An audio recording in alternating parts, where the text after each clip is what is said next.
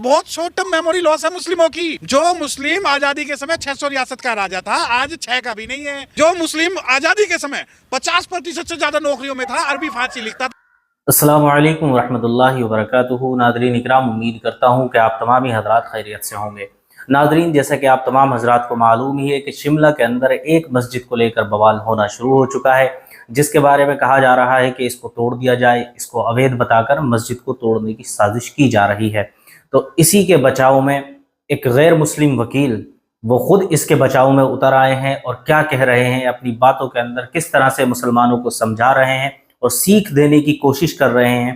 जो हम मुसलमानों की अक्ल में बातें नहीं आती, आज हमसे एक गैर मुस्लिम, हमारा हमदर्द, हमसे कह रहा है। वो क्या बातें कह रहे हैं, आइए सुनते हैं इस वीडियो के अंदर। देखिए कि जलते घर को देखने वाले फूस का छप्पर आपका है, कि जलते घर को देखने वाले फूस का छप्पर आपका है।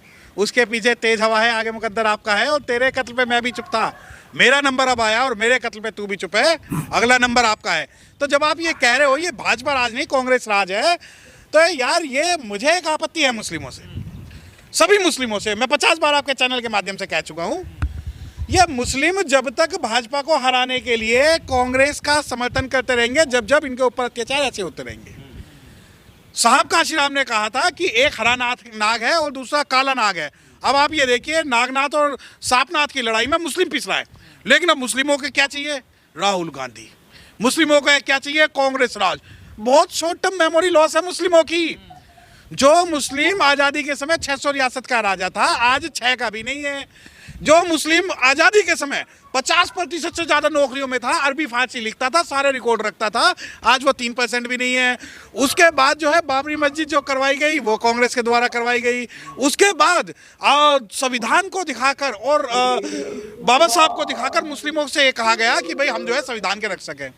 अब ये आपने कहा कि भाई शिमला के अंदर जो कांग्रेस की सरकार है, अरे भाई सांपनाथ और नागनाथ में आप एक बात हमेशा ध्यान रखना, जब जब मुस्लिमों पे अत्याचार हुआ है, चाहे हासिमपुर दंगा हो या अयोध्या हो, चाहे दिल्ली हो, कहीं ना कहीं कांग्रेस के मुंह में दही जमी होती है। क्या राहुल गांधी जाएंगे वहां पर शिमला में? अब आप ये कहते हैं कि नहीं नहीं वहां तो मस्जिद में ऐसा हो रहा है। शेड्यूल कास्ट और मुस्लिम, दलित और मुस्लिम जो भारत का है, वो सबसे ज्यादा सताया हुआ जो है वो राहुल गांधी और कांग्रेस का है। बाबा साहब डॉक्टर भीमराव अम्बेडकर साहब ने कहा था कि मैं कांग्रेस की 54 की भी मेंबरशिप नहीं लूंगा। अब आप पूछिए कैसे? आप एक बात बताएं, जब 2024 का लोकसभा चुनाव था तो राहुल गांधी जी संविधान लेके चलते थे, सभी मुस्लिमों को दिखा दिया कि बीजेपी जो है संविधान खत्म कर रही है और हम संविधान को जीवित कर रहे हैं, हम संविधान को बचाएंगे। अरे भैया आप एक बात बताएं कि पार्लियामेंट के अंदर जब लोकसभा स्पीकर चुनने की बात हुई, क्या वहां पर कोई शेड्यूल कास्ट और मुस्लिम मिला? ही नहीं मिला। क्या जब रिजर्वेशन का मामला हुआ, क्या राहुल गांधी ने कोई स्पीच दी? क्या जब सुप्रीम कोर्ट ने बाबरी मस्जिद का फैसला दिया, क्या कांग्रेस ने उस पर कोई प्रतिक्रिया दी? और आज आप ये छाती पीट के रो रहे हो कि शिमला में ऐसा हो रहा है।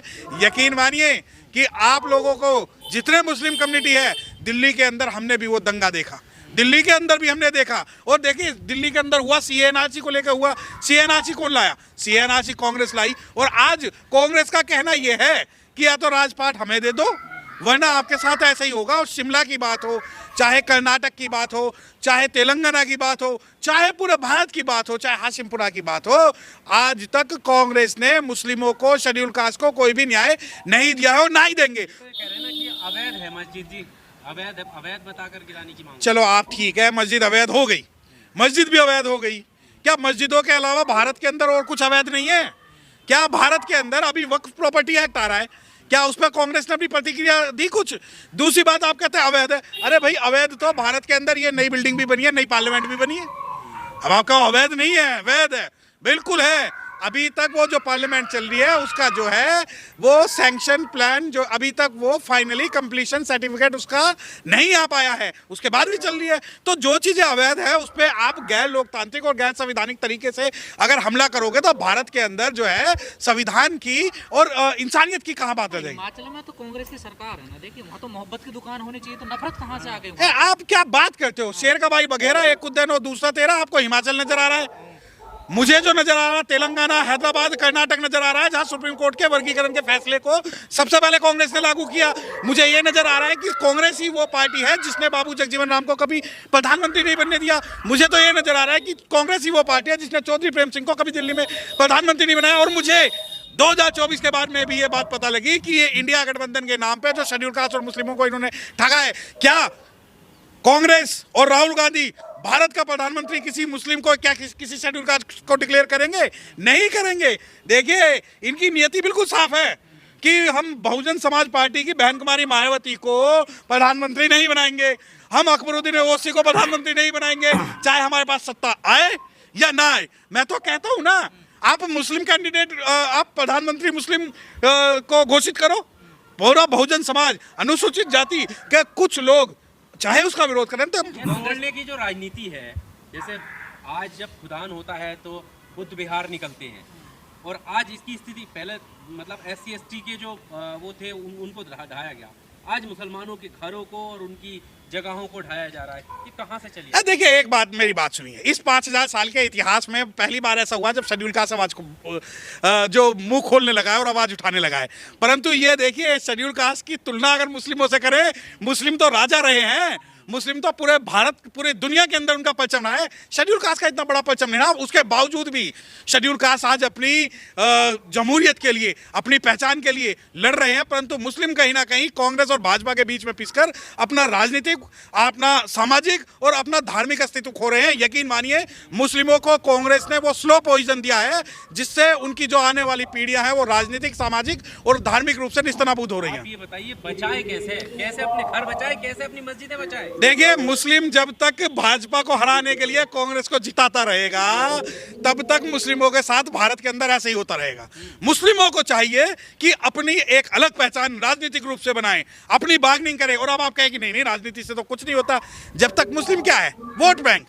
दिल्ली के अंदर मुस्लिम क्या है? Vote bank. आप ये देखिए दिल्ली में दंगे होते हैं, एक जो मुस्लिम उनका काउंसलर था ताहिर हुसैन, उसको तो अभी तक जेल में सड़ा रखा है, परंतु जिन्होंने दंगा किया वो बाहर है। अगर आप ये सोचते हो कि कांग्रेस, भाजपा और आम आदमी पार्टी बिल्कुल अलग है तो बिल्कुल गलत सोचते हो। अभी मैं आपको एक बात नहीं है ना, कांग्रेस देखिए आप पुरानी बातें करते हैं। हाँ बिल्कुल बिल्कुल नहीं है। जब लोकसभा स्पीकर बनाने की बात हुई तो के सुरेश जो शेड्यूल कास्ट कम्युनिटी से आते हैं उन्हें स्पीकर बनाना था, परंतु नहीं बनाया।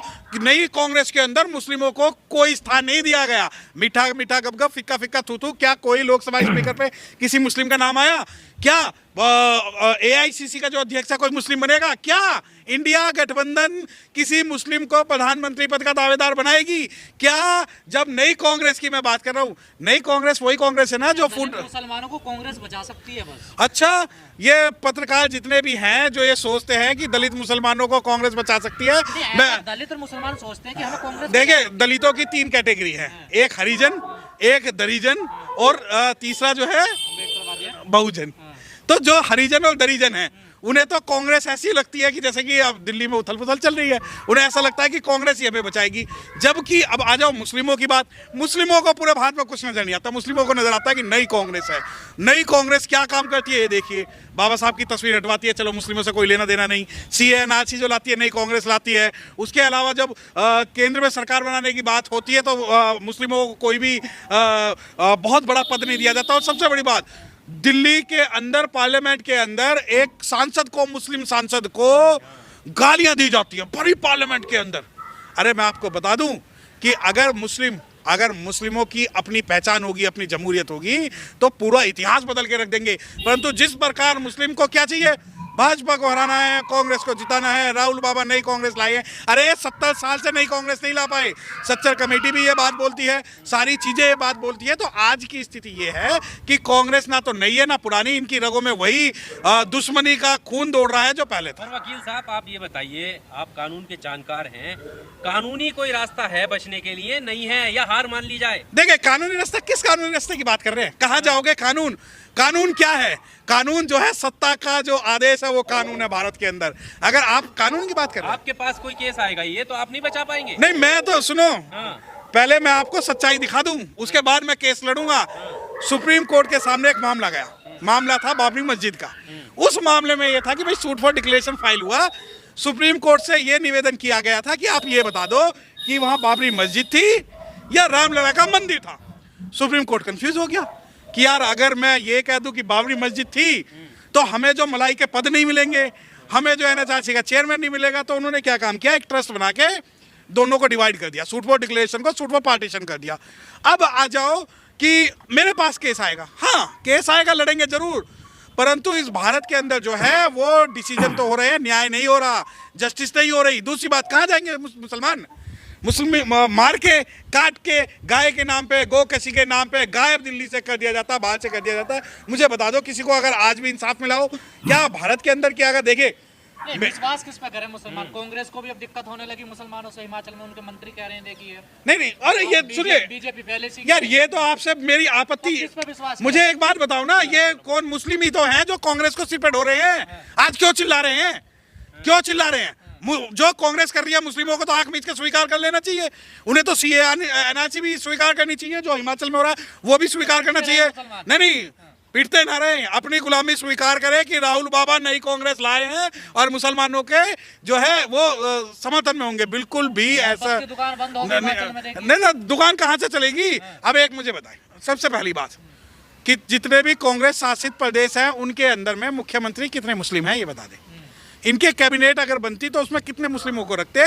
तो ये जो कांग्रेस की, नई कांग्रेस की जो कहानी है वो बिल्कुल षड्यंत्र पूर्वक सिर्फ मुस्लिमों की वोट ठगने के लिए है। तो ये इमरान प्रताप बड़ी खामोश हैं, वो तो अल्पसंख्यक मोर्चा के अध्यक्ष। अरे है तो कांग्रेस में ही, उन्हें तो मिल गई ना मलाई।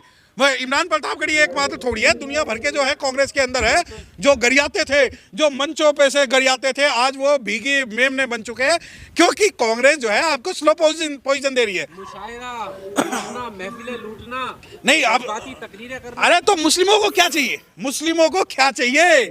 भाजपा के खिलाफत में अगर कुत्ता भी भौंकने लग जाए तो उसे भी नेता बना देते हैं। लेकिन जब तक वो अपनी, कांग्रेस की कोई गलती नहीं ना कांग्रेस की कोई गलती नहीं है भैया, ऐसा है कसाई के हथे बकरे चढ़ेगा तो बकरा कटेगा ही कटेगा।